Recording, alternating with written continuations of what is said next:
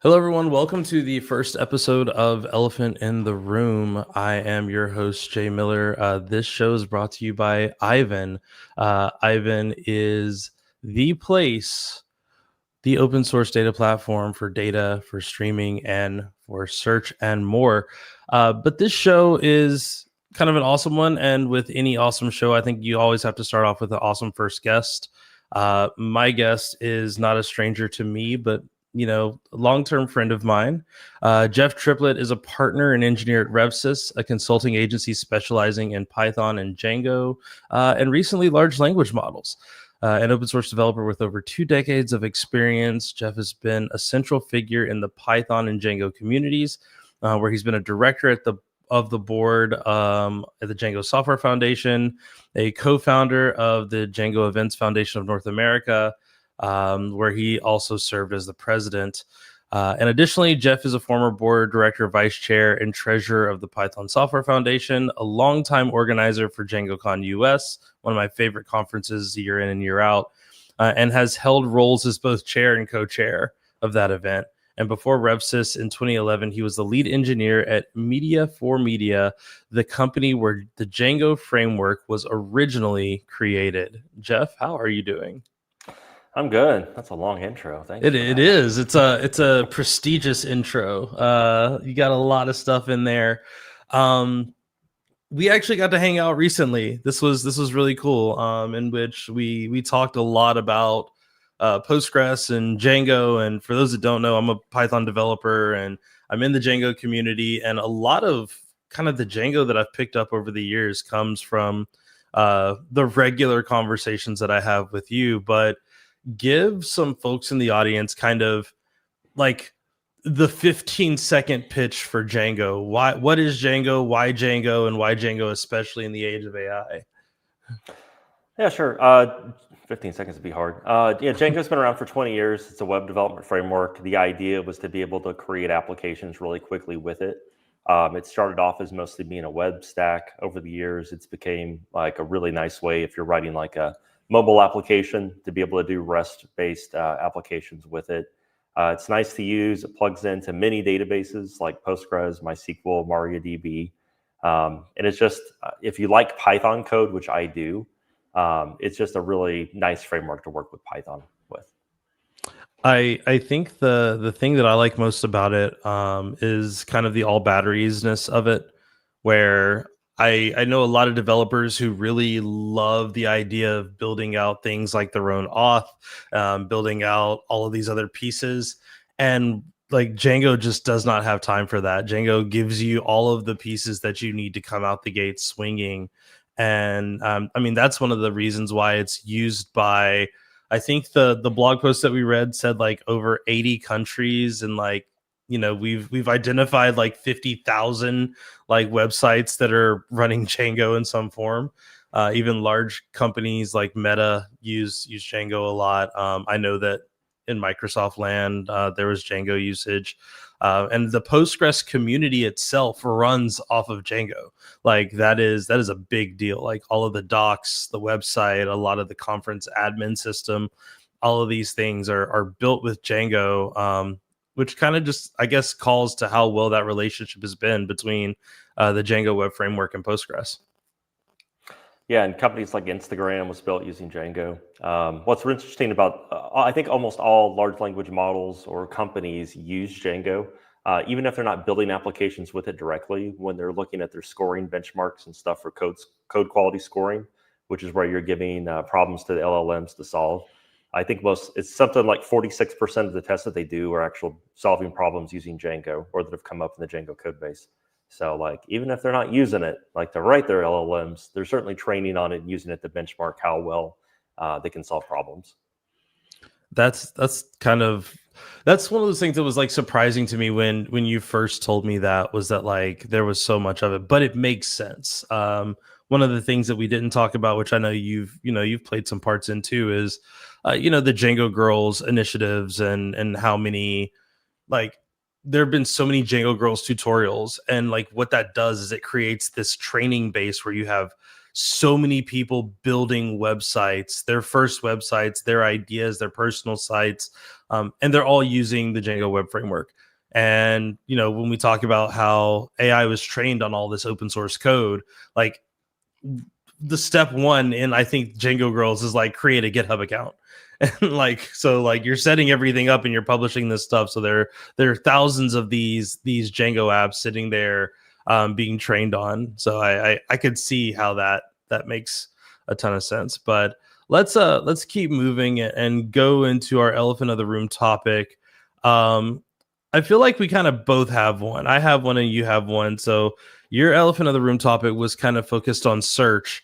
Let's provide some context to what you're searching, what you wanted to search, and how you've historically kind of done that within Django. Yeah, sure. I run several community projects. One of them is called Django TV, and it is a website for tracking DjangoCon and Django related videos. The problem I ran into is a lot of times between like listening to podcasts and listening to people online, people would say, I'm really surprised that we don't have more views on the DjangoCon YouTube channel. And so part of that was, YouTube is great. There's a billion topics, billion things you can search for, but it's kind of hard to find like a narrow band, like give me all the Django talks or DjangoCon talks. So I created DjangoTV.com as kind of a place to like showcase all of these videos and stuff. And so in talking with you, one of the things I've really wanted to do is so this succeeds and we have over 1,000 talks, and that part is pretty good. So I'm just using Postgres full text search, which is also built in the Django to be able to do searching. Part of one of the applications I wanted to be able to solve though, was taking videos, getting transcripts, and then taking the transcripts and making those searchable. And so that's part of the application that we were playing with is, different search types and trying to figure out kind of what works best. I think the thing that kind of gave me the immediate interest in this was that I think as long as we've known each other, I have done things with transcriptions and transcription technology. And I had played around with some of like the Whisper models and things like that, but I hadn't really seen how it had grown over the last year. My first adventure into transcribing content was pre-AI and using like AWS transcribe, Azure voice to text, and things like that. And what I've noticed more than anything was that the process feels much smoother now and is actually faster, even when you don't have maybe I don't want to say the greatest hardware, but like the latest hardware. Obviously there are plenty of video cards and like GPUs that you can invest in, but with like updated Whisper models, and then Google has OpenGemma, and we were playing with those through kind of a hardware like performance enhancer, like what's called MLX. This was really interesting to see how that space had grown, and we're tackling like problems that I could see that could make it more of a consumer facing idea. So like you don't need 5 video cards to do a bunch of transcriptions anymore. You could use MLX if you have a Apple Silicon Mac.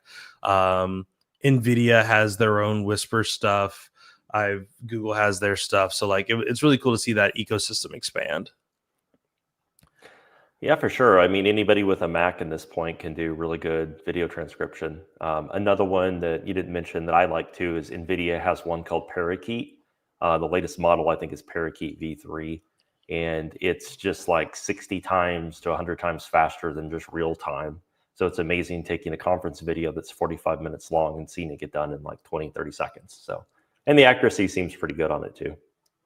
Yeah, and if I remember correctly, are you using Parakeet for your AI keyboard that you have?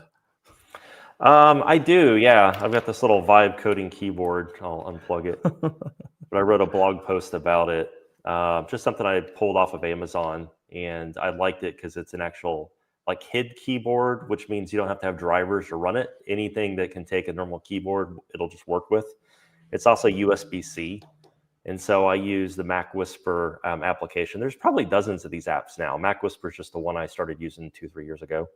And so I've got a key bound to it, so I can just hold the key down. Anything I say then gets turned from voice to text. And then I've got a couple other keys wired up, so I can hit enter with one key. I've got a treadmill desk that I won't show you that's under my desk here. And so some days I'll just like turn the treadmill on and spend an hour or two just kind of walking on it while I'm coding or replying to email, talking to Jay, talking to whomever, like clients and stuff. And so I find that being able to use voice to text just saves a lot of time, energy versus trying to like hold on to the keyboard while I've got the, got the speed cranked up too much. I love it. Well, let's kind of dive into this a little bit. So you have this DjangoTV.com like website, and you wanted to search transcriptions, and like right now you were just searching off of like the title, the speaker, kind of all of that stuff. Did you expect for like transcription search to be maybe as complicated or convoluted as it was for us? Probably a little bit, because I only do full text search for the most part. Part of the interest for me too is just it's an interesting problem if I can get good transcription data, because I'd like to highlight like what are the best quotes of a talk. And so it's kind of a combination of like being able to get this data both from a search perspective also means we can start extracting data from it. So if I want to get like, you've spoken at DjangoCon US several times. If I want to get like, give me Jay's 5 best topics or 10 best topics, and then let's rank those. And then like, give it a rating from like 1 to 5 or 1 to 10. It's really interesting when you start breaking down those problems and seeing like, what does it actually highlight as like, an 8 or above or 9 or above. And so I've done a little bit of playing with it, but I hadn't had the data set really like created until you and I started working on this to be able to, kind of pull that information out.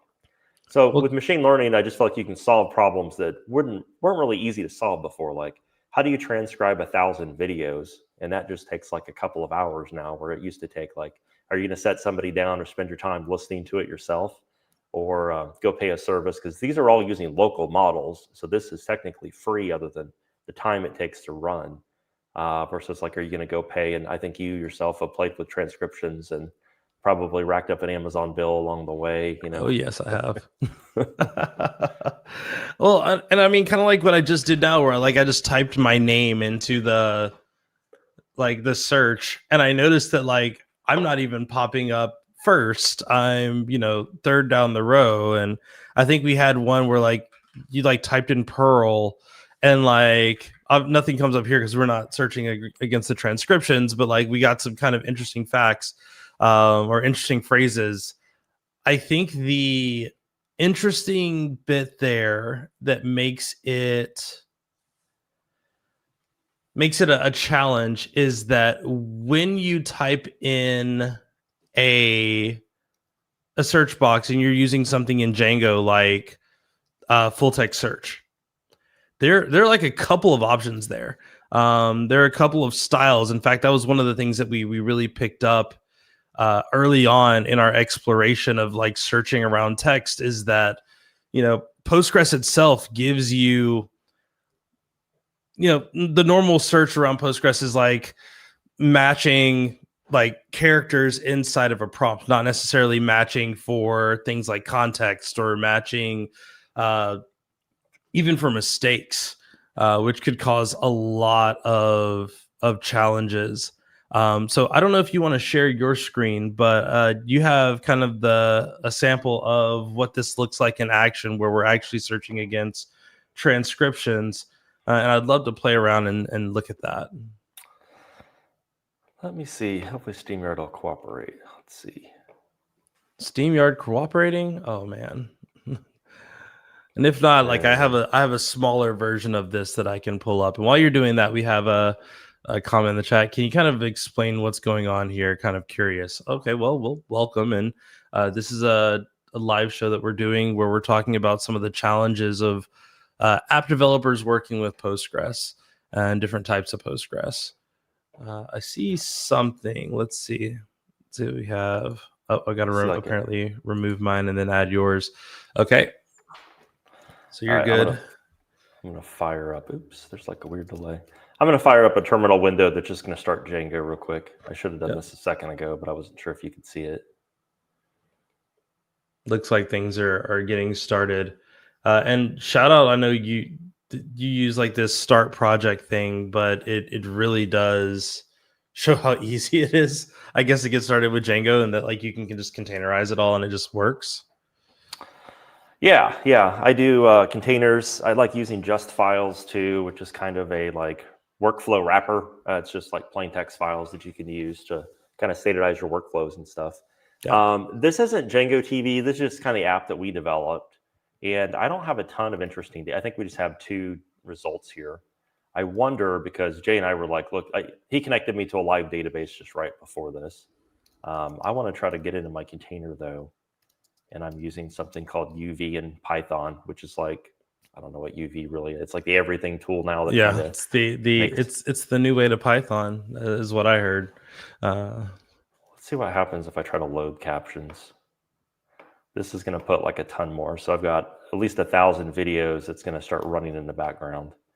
So I assume at some point it's going to find another. That's it. I tend to search for like something I know will pop up quickly, like admin or Django form. That's an interesting one. There we go. 24 results found. And you can see videos here. This one's probably from some time ago. And then what we were working on last week is the text transcriptions and then SRT formats. And SRTs are just kind of a standard way of doing transcriptions, which come with like an index of where the transcription is in the list of them, the tech or like the timestamps from, okay, so from this time to this time, and then the words that were actually said, which I think when we were talking about this was one of the things that we bumped into when we started thinking about other search types. And I was like overcomplicating it because I was thinking about context windows. And when you're working with AI, when you're doing any type of text transcription, I've done this for like long form text. Those context windows that you have, ultimately, once you reach that limit, the rest of the text is usually truncated. So it means like you could have the Gettysburg Address and the 7 years ago, our forefathers, that whole part will show up. But then when you get maybe three more paragraphs down the road, none of that content is there.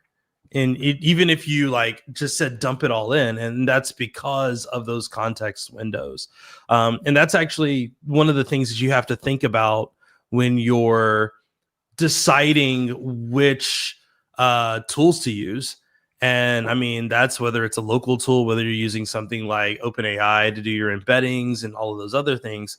Like those embeddings that get generated based on whatever your context window is. Yeah, and that's kind of one of the interesting things, because context windows have gotten really big, but that's mostly input tokens. So like a lot of models can do 1 million or 2 million. So you can fit your whole talk into that context window with quite a bit of room left over. But if you're saying, take this 250,000 token talk and then make all the typos and bring that back to me, like it'll cut that window down. So it'll only give you so much output. And so that varies from model to model. SRT format, as you're mentioning, the reason why this is interesting, like text transcripts are great, and this is nice for searching, but it's kind of one big blob of text. And we haven't done anything to break it up, but it basically is going to give you just this giant paragraph of all the text. SRT, excuse me, it's a little more interesting because it's giving you, like you said, it gives you a segment. You've got the start and end time, and then you have text. What's cool about this is, and the reason why I wanted SRTs is I want to be able, when I'm saying like, find me the best quotes or find me the best topics or what topics is this about. If I'm doing quotes, I want people to be able to search, find those quotes, click on a link and go right to that segment in the video. And we can use these start and end times to get us to like the exact phrase. Because if Jay says something that's really topical or interesting, I may want to go start the video at that point in time. So it's really interesting metadata to be able to have to work with. Also, another phase I want to do is like how I keep saying a lot and I want to be able to come in and clean a lot of these up too. And so that's stuff that we can have, we can have like an LLM going and kind of help us clean up, because I don't think people really care about those noise words. They just want to get right into the text, and those things are, easy to solve with an LLM. Now, data-wise and stuff, I don't have. We'll have to switch to Jay's in a minute because he has a different branch than what I have. It's kind of surprising that this doesn't blow up while I'm importing data, since I think you have a different data structure than I have. But I think this transcript model itself is pretty basic. Yeah. So I think I worked to make sure that the versions were kind of compatible with each other, even though I did move some stuff over to another place.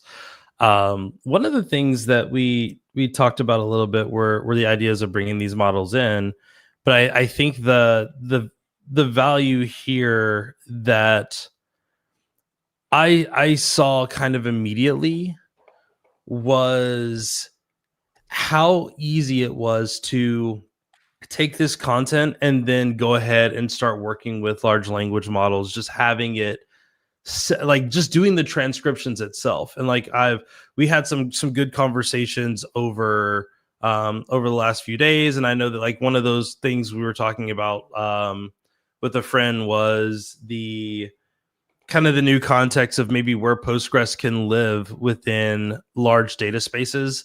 And this isn't a shout out for, Iceberg, but like doing some of the things like with PG Lake and some of the new extensions that are out, just having the transcriptions themselves, like you can put them in Postgres, you can build the models and have them running in Postgres. That's great. But just having the models themselves, like you can store those things in like S3 and then do something like PG Lake to use Postgres as your search vector. Use Postgres as your way to find the information that you're looking for, and kind of go from there. And I think that was kind of a side moment of, right now we have these interesting models, but like on top of that, we also have a world where the model, like having the data specifically live in the database, is less important than just having the data. And then now there are new ways that we can use Postgres to retrieve that information, whether it's there or not, whether it's in your database or not. yeah, and the way we're doing this, I would not do this in production necessarily, because we have, and I brought up one of your talks here. So our model is very, very, very simple. We're basically just taking YouTube videos, YouTube IDs, and then we're getting the SRT and text files. So I just have 2 text fields that are way too big. If I was doing this in more of a production app, I would have this transcript model, and then I would actually have the actual like captions or transcripts. I would put them in their own table, and then that way I can keep the data separate. That way, if you want to search against them, or just more like just as far as like data normalization and stuff, it would be a nicer model to like use.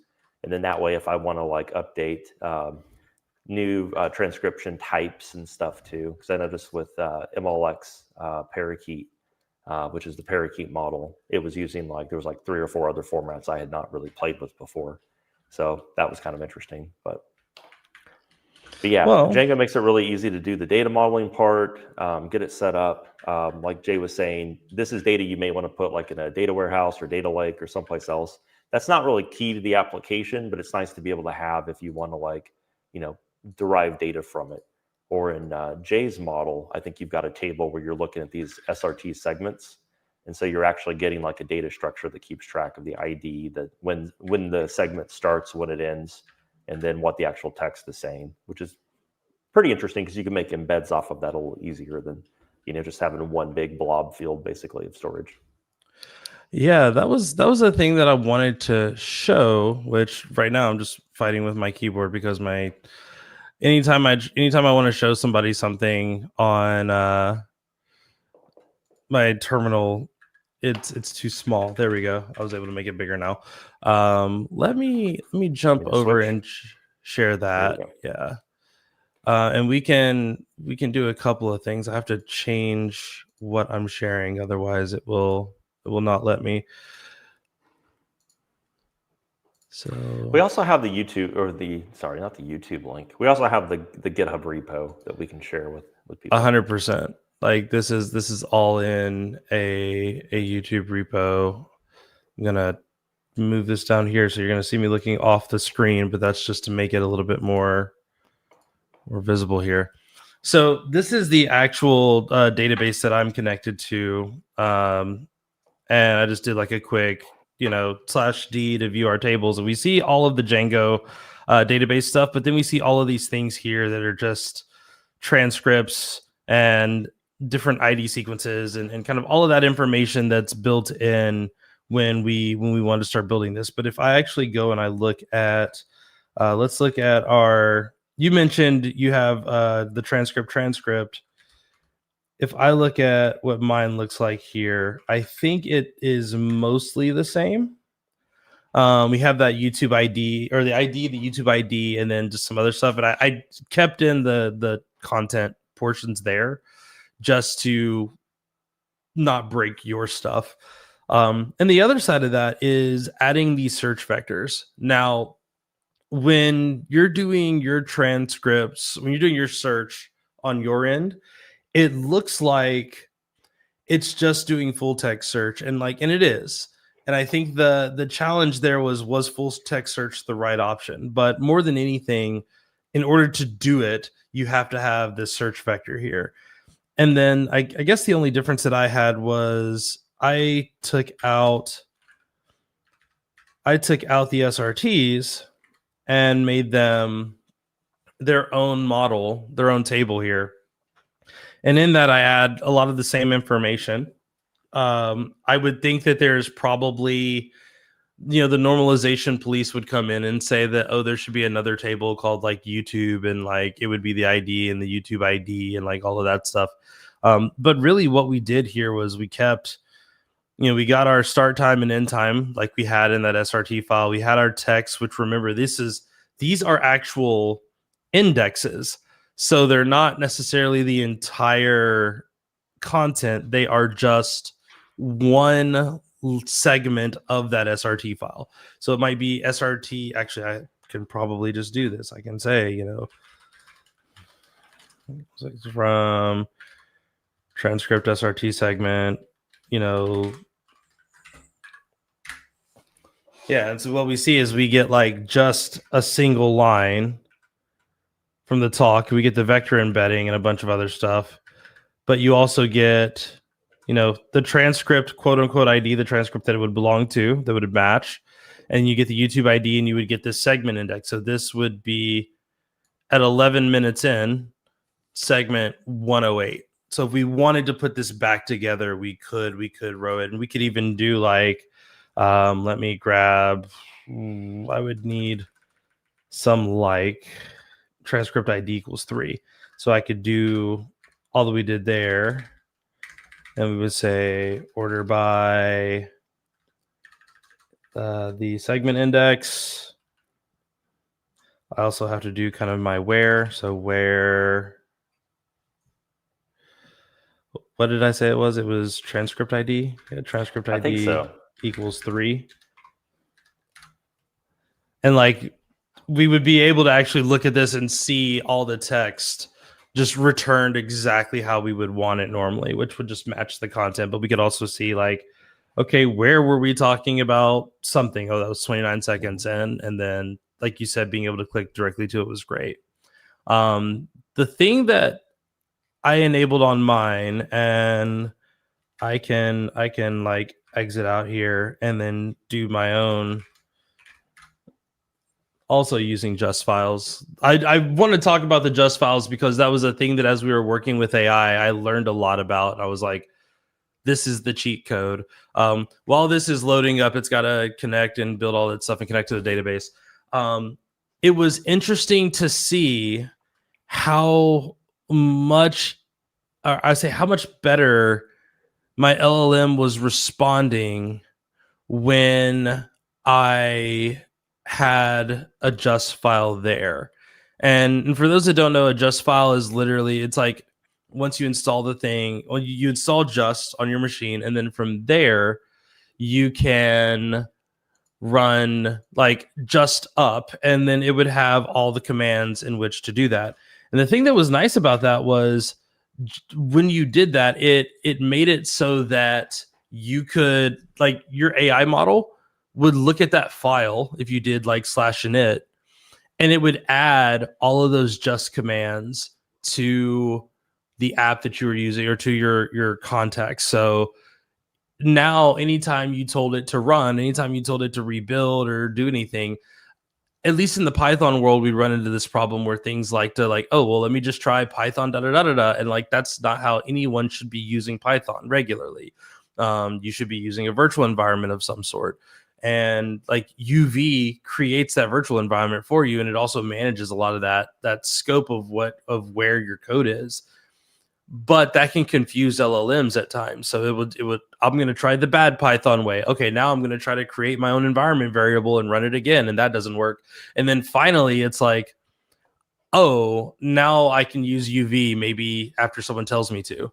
The nice thing was with that just file, it just worked. It just said, okay, I'm just going to do just up, or I'm going to use just up. Or if it doesn't work, I'm going to look at what the command is for that and run the command manually, which can sometimes help. So my version that I made was I mean, we forked yours and then we kind of kept going, and when I run it, oh, I probably should have did full text search first, because full text search is going to be the fastest one.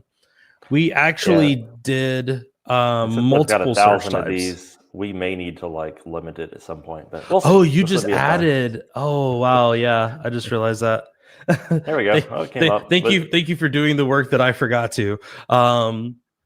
This is very, very like interesting in that I'm going to try the Perl thing again, because we kept running into this issue with Perl. Yeah. So we had this instance where we typed in like Perl for some reason, and we were looking and we were like, okay, that one actually talks about Perl. That one actually talks about Perl. We got a few in here, but not everything actually mentioned Perl. And that's kind of a problem, because what it was actually doing was it was grabbing further in the transcript, I think like a segment, or it was showing like, I can't remember what the actual word was that it found. I want to say it was like spectacular or something. Yeah. We were both scratching our heads on it then. Oh yeah, that was a root in the word. But. Yeah, like the word Perl is in the word that it found, and it was like, well, that's great, but that's actually not what we're looking for. Yeah. So that's when we started talking about maybe some other ideas. And full text search in Django is relatively easy. All of the other ones are a little bit more complicated, but by a little bit more, I mean a little, very little. Usually there's a module that you just install and it runs perfectly fine, hence the batteries included. When we look at trigram search and we use Perl, we're probably not going to get anything. And a lot of that is that's just how trigram search works, and where it looks for things, but it looks for things within boundaries, and it looks for like one-off errors, between that. So I can type in J and I will find, this one spot here that says J. I can type in, I can get the A and the Y. I thought I could, but apparently, it throws stuff off. Can definitely be case insensitive with that.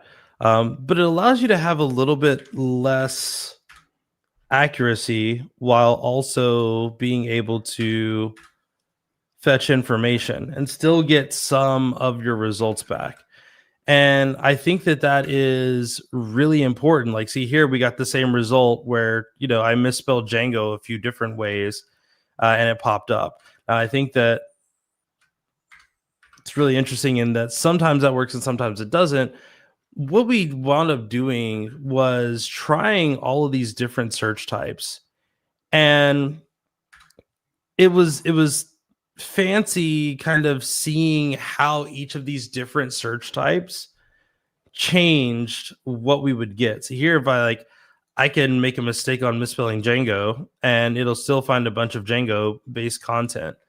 What's also interesting is I can type in the word Flask and possibly even get a couple of hits that don't talk about Flask. They talk about Django. And like that is based on how vector search worked. This was like one of the reasons why I wanted to play around with vector search. But I think in that research, we found some blog posts that were maybe saying that, oh, vector search is kind of a performance hit. And I noticed that. when I started searching through stuff, I noticed that vector search was a little bit slower. Jeff, I know that your work is mostly in like Django and Postgres.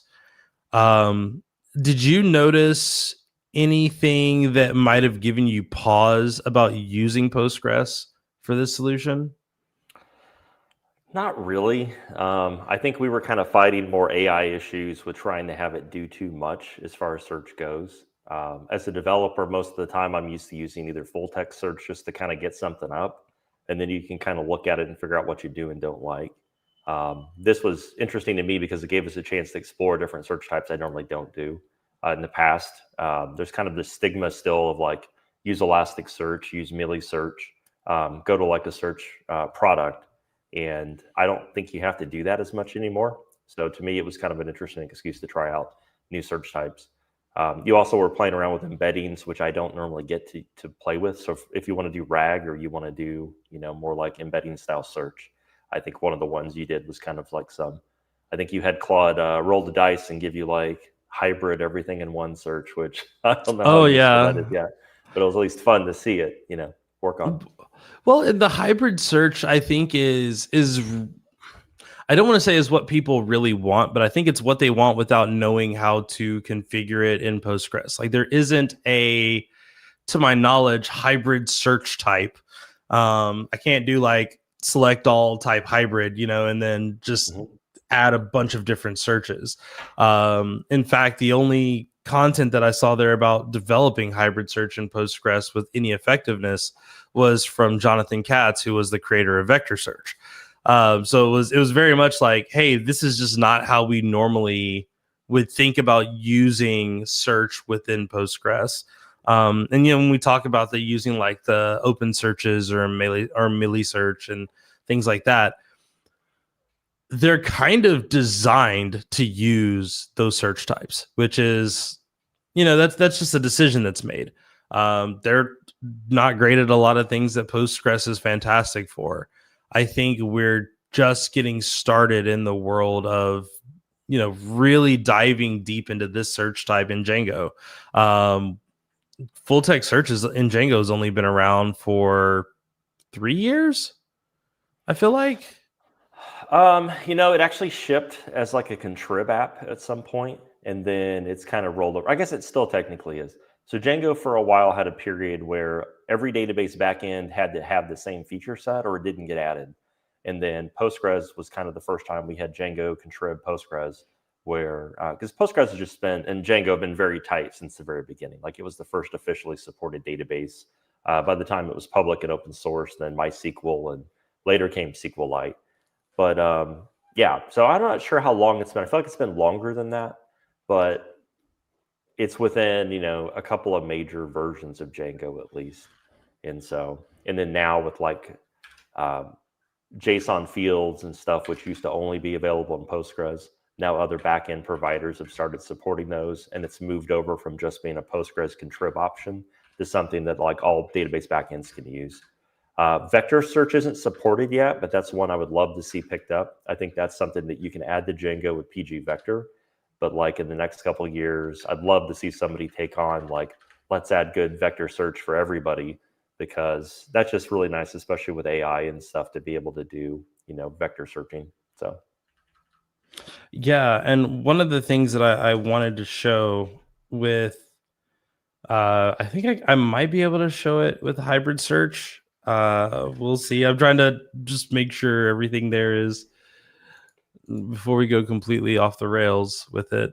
Oh, not this one. I have to go back to sharing my. It's really hard to get this to like just change what I'm sharing. I think this was it. So one of the things that we added was kind of this like, hey, show me what is happening. And here we're going to get a ton of vectors because I have vector search enabled. But if I go to my search window and I'm going to change it back to like full text search, and we're going to search for Flask and just see what happens. Like one of the things that I talked about, and I just got off of kind of a little like event tour thing where I'm talking to people and it's like, hey, this is cool. Like we've talked a lot about Django, we've talked a little about Postgres, we've talked, a little bit about AI. How do I use all of these tools in order to develop things, but also understand what I'm learning, understand what I'm developing? And the trick was, if you just add a print statement around your query, like Django actually will give you the full on actual text for it. It'll tell you what that query is, and you can see it. Like I just typed in Flask, and we saw that like this is not a simple like it's not like match I like where I forgot percent sign like or where like something percent sign text percent sign is. It's actually relatively convoluted in how you're creating these search types. And I think that was one of the things that was really interesting, in that like when you have these vectors, if I do the same thing with trigram search, we're going to see that like that was also a little bit longer. And I'm going to try the hybrid search one. Again, it takes a while because it has to do all of them, including vectors.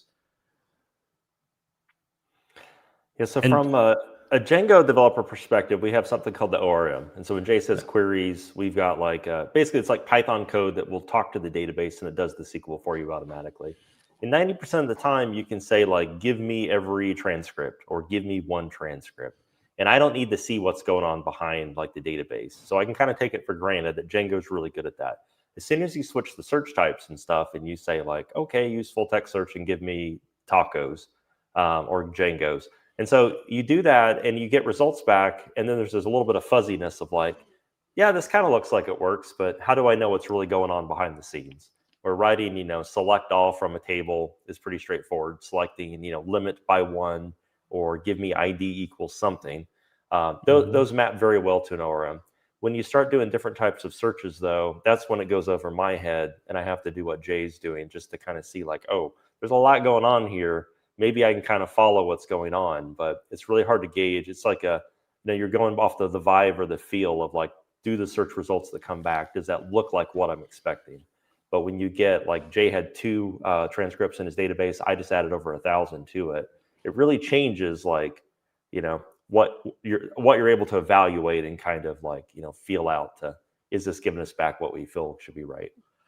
Along with like the trade-offs for me are the things that I think people forget. Like if you're searching, for medical records, medications probably shouldn't be searched using something like vector search, because they're all within the same context of medicine. And like that's how vector search works, is it creates these embeddings, but those embeddings are like trained off of machine learning models, off of data sets, and you're doing a distance search. Basically, you're saying, give me like the vector that's created when I enter the query Flask, and then now take that vector, which it's here. This is the vector that it created, and this means nothing to us.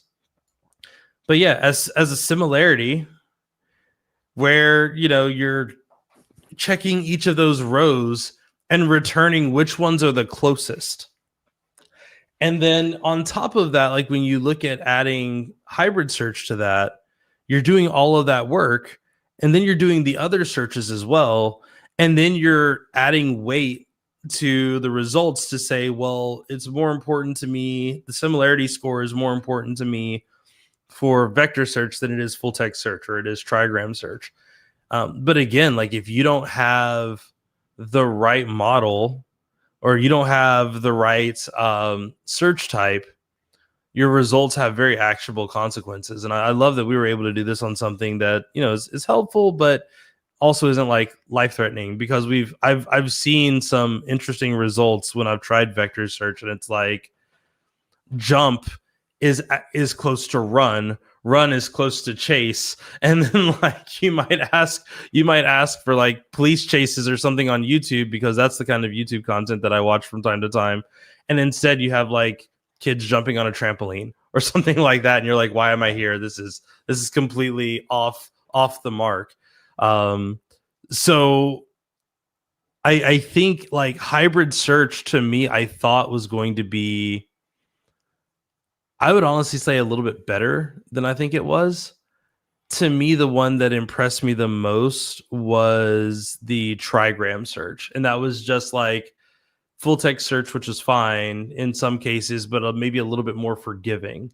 Like it would allow me to flub a search query and still give me kind of what I'm looking for. But again, I think that only ties into, we can search a lot of different fields at one time. And if we're searching all of those fields at the same time, I'm probably getting scores not necessarily from the context itself, but probably from like the title or the description, where it's like doing like a fallback, which was kind of interesting. I think also when you're doing vector search, I think it's really hard to get good results if you just give it one like word. You have to give it like a sentence. Yeah, it needs a little more, because think this is like 3D space essentially, or maybe even 4D space. And so I think when it sees relationships of like when Flask is used in this context, then it knows what to do with the vectors, and then it's easier to compare the two versus just something that's super generic. I like to tell people, like, I feel like whenever you're doing like vibe coding or agentic coding, I feel like I'm looking at like an arrow. To me, like I literally envision you're doing archery and you've got a bow and an arrow and you're telling Claude, like, go aim at something. And so it may see one target, but maybe it's in a room where there's 10 or 1,000 targets. And so as long as I see that it's vectoring in the right direction, it means the arrow is pointed at the right target. If it shoots, it's hitting the right target. Claude will sometimes try to shoot in all of them. They'll try to like shoot 10 arrows at the same time and try to hit all 10 targets. And so sometimes that's fine. Most of the time it's not. And you just want to know very specifically, like, I want you aiming at this subject particular. I've noticed that vector search kind of works around similar parameters. So if this was something that we were doing like Wikipedia and we wanted to really narrow it, we would probably put extra context to it. So like when you search for Flask, we'd probably always tell it that this is technology, this is Python, the programming language. We'd probably append those words onto it too. And then that way we're at least getting, something in the realm of, like we don't want drinking flasks to come up. We want just like technology and Python related content to come up.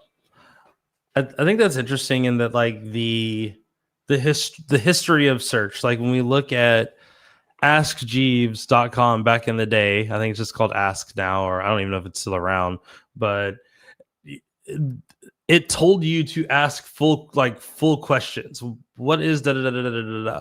And some people search like that, but I also remember like in applications we would search, like I do like you said, you do word and then you do other words that will like filter out, and really like that is just full text search at its best. I forgot what I typed in, but performing vector search, literally what it did, it said, show me where there is performing, where there is vector, and where there is search. And that's why full text search was like, so like it found those results because it was able to look for all three of those things, but it was like this and this and this. So that limits what you see. And then vector search was like, I got you. Here's like 150 results. Vector search is always going to give you 150 results because it's a distance calculation. It's just saying, give me the closest 150 results. Now, we could have modified that and said, like, the score has to be a certain threshold for it to count, which we probably should have done. But I think understanding how these different search types work and what to expect from them, I think will ultimately maybe help folks as they're going in and entering what they're entering. Yeah, and a lot of times you're using like a vector search because you want to, query like a knowledge base or data that you have because you're going to build another prompt. And this is just secondary information to try to get a better result. So, and also one thing we didn't talk about, and it's kind of like other things Django does well and doesn't do well, like getting into more like async database. Like these are features that have just recently been added to Django. But in theory,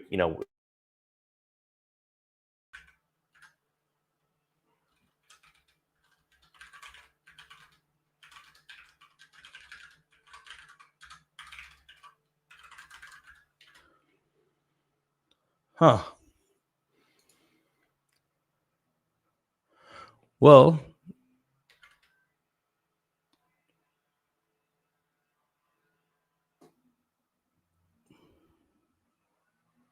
we're going to give Jeff 1 second. Luckily, we were about to wrap up the conversation. Just hit refresh. There we go. There you go. I'm not sure what happened, but you're about to tell a national secret before the internet cut out. What was that? I didn't even know when we cut out. Where were we? I'm not sure. I know you were talking about normally you're using vector search with the kind of the mindset of like this is like a thing we're doing for something like RAG or something like you're about to search for this, but and then now you're going to use those results and then search maybe a little bit deeper.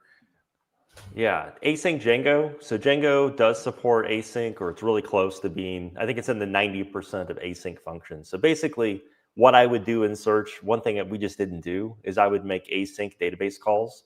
That way you can fan out and do all three searches at the same time, close enough to be same time. And then that way you're not waiting for search 1 to finish, then you fire off search 2 and search 3. I don't tend to do a ton with async. It wouldn't be super hard to like change it over, but that would certainly speed up your search that you were showing with hybrid search.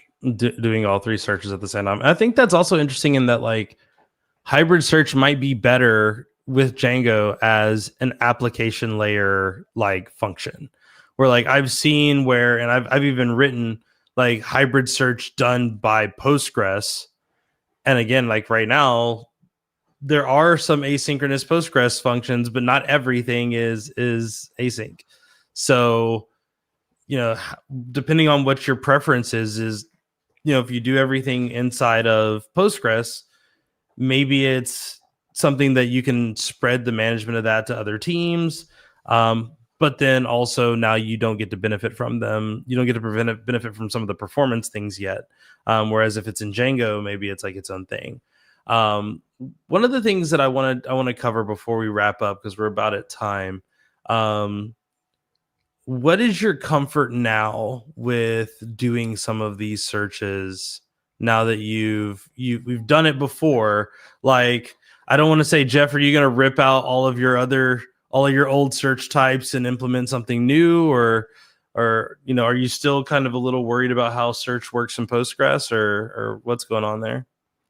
Well, I guess two things. One is I got to get that branch from you pushed to the repo so I can see what it is you really did. Yeah. But I like having I like having options. And so what we tried to do is build an app that you've got a search bar and then you've got a drop down box, which lets you toggle between them. I think that search is always going to be kind of by vibe and feel. So like if I'm doing where I'm searching at the top and I have auto completion pop up, that may be a different feel of search than if I want to do like searching against quotes or I want to search against transcripts and stuff. So full text is a decent go-to because it's better than just doing like does this word or phrase appear in the corpus of text. But like being able to see like what does good trigram search look like. Maybe that's more appropriate for that, like I said, the drop-down style autocomplete versus like going into like vector search is really interesting to me, even from a RAG perspective, because I want to be able to like, build up better prompts or build up better data that I can make better decisions with, or try to come up with a more complete answer. So yeah, it's a little bit of all of them, just to kind of know like this is a good way to do this in Django is what I was kind of learning, because I don't tend to have as many opportunities to build those. I think something that we kind of didn't talk about all that much, but the like Django versus doing things in Postgres conversation. I know we talked about this at the meetup that we were at, but it's interesting how, and actually we did this in the second stream where we were trying to add things, and like there are two ways to do this. You could write this code in Django and then it would give you all of the steps, but then you could also do the steps within Postgres, and then Django, I think for some of the extension stuff, like Django would see that you've done it and just ignore that. are you any more comfortable? And maybe this is like the wrong question. Like, are you any more comfortable working inside the database itself instead of just straight from Django ORM? Seeing you do it definitely makes it a little more approachable. So people go back to the other videos we have, especially that second segment we did. Then Jay pretty much is doing P-SQL statements, and yeah, that's all right. I think from a like, is my hammer having Django go make 3 requests versus can I give it to Postgres and let Postgres handle those 3 requests so we don't have a round trip? Like, in hearing you talk, that's something that I kind of want to look at now to see like, what would that look like? Is that batching 3 statements together and running them? Is that like a Postgres like stored procedure situation? I don't know. Yeah. That's kind of interesting to me because that would save the time of Django talking to the server 3 times. Have to run analyze or explain analyze on that function call and see what happens. Any other thoughts, Jeff? Anything you want to share with folks? Maybe anything coming up or something that you picked up just trying to build this that maybe we didn't cover? I think when we were going into PG vector, that's something I just kind of always avoided for some reason. Like I think it was just a mental block. I knew it wouldn't probably be that hard. So I think in one of the videos too, there's a migration where you can see that, you can't, because I tend to avoid extensions for some reason. I don't know why, but seeing that done with the Django migration really wasn't that hard. Django was smart enough to go, oh, this extension has already been applied or it hasn't been applied. And that was using the PG vector library. So that's interesting to me and something I could see doing a little more of. Well, there might be a migration in there if AI didn't decide to eat it, like it did a few times during that live stream. Yeah, Jay fought with Claude for a good hour and 15 minutes, I think. But That's that's a good, that if anything, go watch that episode or that live stream just to watch me just wrestle with Claude Code and getting it to work the way that I want it to. But no, I think that's going to do it. I'm really excited to see something like this. I know that I'll probably we'll add some links to the GitHub repo. I put the GitHub repo in the chat. At least I thought I did. And if I didn't, or if you want to learn more or find it, it's right there. Follow Jeff on GitHub as well. Django transcription demo is where you can find that. Also, we didn't necessarily talk about it because I think it was one of those things that was just kind of so simple that we kind of didn't do anything with it. We use Aiven for Postgres to store this information, and like Jeff kind of said, he kind of messaged me earlier and said, "Hey, I need the connection string for for this thing," and here we are. Like, this was like a minute, before the call, and we were able to get everything connected and loaded, and it was just that easy.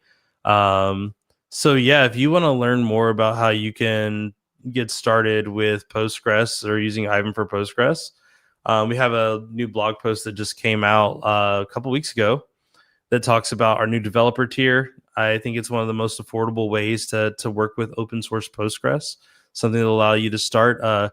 Jeff, you were doing Postgres in Docker, if I remember correctly. And like, it took me, a couple of minutes just to swap out the Docker components for Aiven for Postgres. And I didn't even have to change anything in Django because everything was environment variable. So relatively simple, relatively easy. I was trying to say a couple of things at the same time there. And then the last thing that I wanted to make sure that we get out there is, of course, for learning anything in all things kind of about how we do Postgres, where we are available across all the hyperscalers and all those things, go to aiven.io/Postgres for more information. And I'm excited because in the next episode, I will be working with Alexis Roberson from Launch Darkly. I'm not going to tease what we're talking about, but I will just say, if you know what Launch Darkly is all about with feature flags and other things like that, and all the ways that you can A/B test and do different geographic settings and things, I'm really interested in the conversation that I'm going to have with her about bringing Postgres into the mix with that. Will we have multiple Postgres databases that share different types of information based on regions? Like when you change the language, it has to call different databases. Will we A/B test different schemas? I don't know. We're kind of going through the early stages of thinking about how we're going to build something, and I'm really excited for that. But that's going to be December 11th. We're taking a little bit extra time because of the U.S. Thanksgiving holiday. But Jeff, once again, thank you so much for not just being with me in this hour conversation, but kind of the last month we've been discussing and planning and designing and streaming and bringing all that stuff together. Yeah, thanks for having me. It was fun to kind of figure out, like, is this gonna catch fire while we're doing demos and stuff? And especially since we're both using, and Jay, you really should have shared the database URL for everybody so they could connect to it, because you missed. Oh no! People may see that in the You're not stream. catching me again on that one. That's So that was a fun Easter egg in the second, but we did change it so you can't connect to that anymore. Yes. And I tested that before we got on because I forgot that changed and didn't realize that I needed a new one. So, but yeah, I mean, even though we have two different database, we have the same database, we have two different sets of Django models. You saw me importing the same captions that was going on in the background that you could see scroll by when I was doing the demo, and then Jay picked that back up and was able just to work with it. So that's pretty cool. So simple. I forgot to be able to do that. I forgot that you had added all that to the database. So like all of a sudden I'm going in there and I was like, why are these tables so large? Oh, that's right. Jeff just added 1,000 transcripts to the mix, which is pretty cool. That's going to do it for us. Thank you so much. For Aiven, I am Jay Miller. My guest has been Jeff Triplett, and we will see you next time on The Elephant in the Room.